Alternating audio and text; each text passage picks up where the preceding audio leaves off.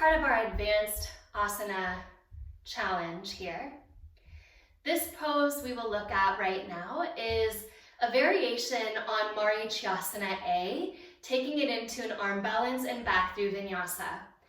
The reason I'm adding this in to this portion and this theme is not because this is a pose with its own name, but because it's a transition that you can use to help deepen the strength of the pelvis, the core, the hips, the glutes, everything, even the shoulders, for your advanced students, especially those with an Ashtanga Mysore practice. Because when you work Marichyasana A in Mysore, this is often given as an option. So here is your Marichyasana A. One leg is forward and straight.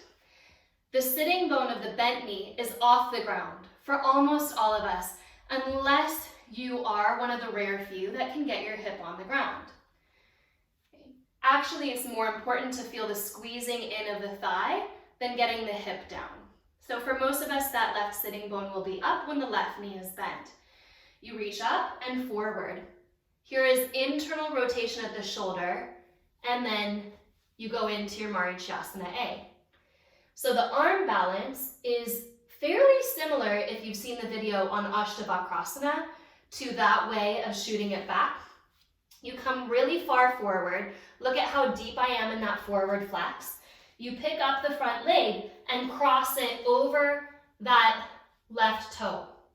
Then you tip your weight forward, forward, forward, and it's more of a step spring back to Chaturanga, into your upward facing dog and back to your downward facing dog. So those of us that have this practice and you want an interesting way of coming out of it, I will show you the modification on the other side. You pick up one hip, you go into your pose Marichyasana A. Now notice how rounded I am at my low back and how that front shoulder is pulsing inward. Unwinding that by sending the heart through and up. Here would be your modification. If you still have most of the strength to do it, you keep your feet on the ground the whole time and you wiggle walk your feet back between your arms.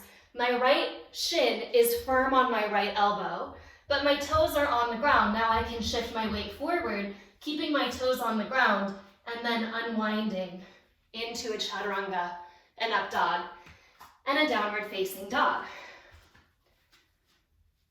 What gets us into this shape? Well, of course, Marichyasana A will get us into the shape because we've just deepened a lot. Anything that opens up the shoulders, like a cat-cow, like a plank pose, like a Chaturanga, will build that strength.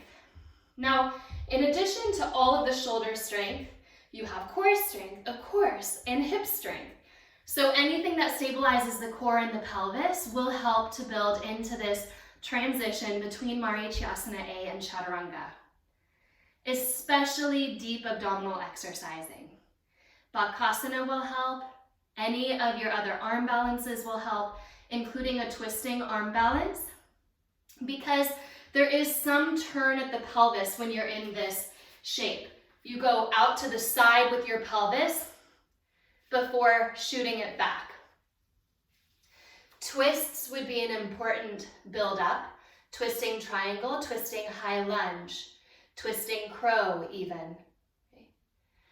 Including twists that are open twists. So rather than closing your twist toward your body, you open your twist up and away like an exaggerated triangle pose with your top hip moving forward more than up. So you can see that this is an open twist because you're still rotating, but you're rotating up and away from your body rather than toward your body. You're rotating away. Same with your side angle. Your pelvis comes forward and you're rotating up and away from your body. It's an open twist.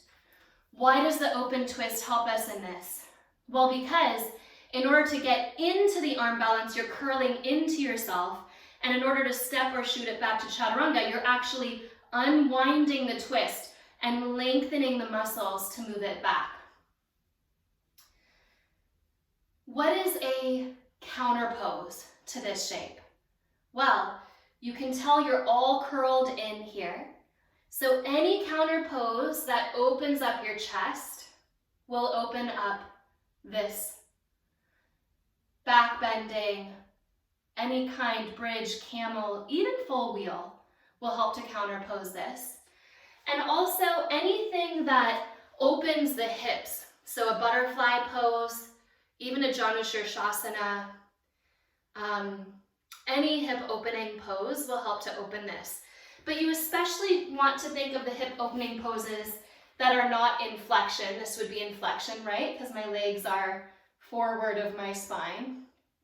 So neutral would be long, which wouldn't mean that you're sitting upright. It would mean that you're lying back. So this might be a really nice counter pose. So this is just one option to build strength for those of us that like to pick it up and shoot it back into a vinyasa. Have fun. Thanks.